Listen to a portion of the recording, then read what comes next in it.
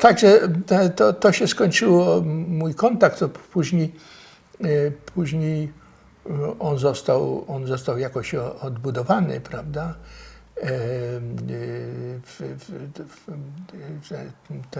Te więzi, ale do dzisiaj z tym środowiskiem, które otaczało Tadeusza Mazowieckiego, ja prawie że nie mam kontaktu. Częściowo z własnej woli, bo to zależy od ludzi. Różnie ich oceniałem.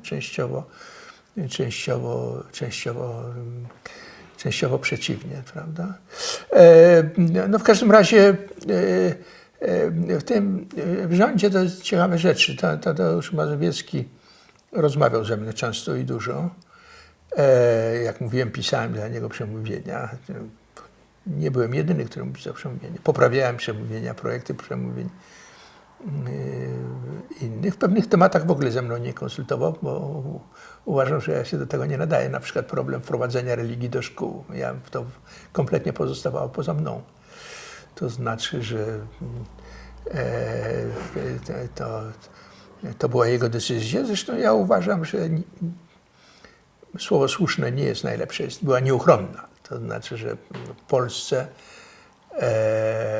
po PRL-u nie można było tego odmówić Kościołowi, zwłaszcza, że po 1956 roku sami komuniści wprowadzili religię. Oczywiście w wyniku słabości i pod wpływem presji, prawda, Kościoła, ale wprowadzili. To zostało później przez władzę wycofane.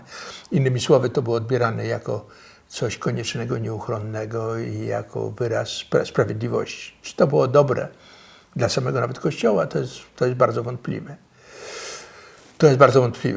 O tym się dużo pisze, ale faktem jest, to jest przykład, który ma taki wymiar bardziej ogólny, to znaczy, że w takim pierwotnym, można powiedzieć, okresie definiowane jest same pole polityki. Nie tylko, że podejmuje się decyzje polityczne, tylko determinuje się, co jest polityką.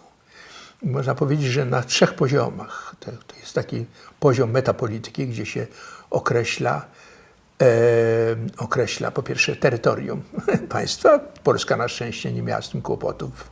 Wszyscy sąsiedzi uznawali granice. Polska też nie rewidywowała żadnych innych. Również ludność i obywateli. Polska też nie miała z tym problemów. Zresztą nie miała problemów w wyniku różnych tragicznych wydarzeń z homogenicznością ludności, która jak na tle Europy dzisiejszej jest wyjątkowo homogeniczne.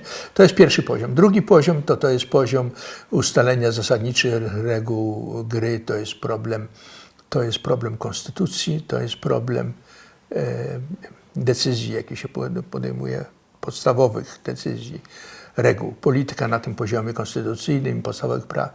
I trzeci poziom to jest takie codzienne polityki, kto dostanie co, redystrybucji i realokacji, czyli takich bieżących decyzji, prawda, politycznych.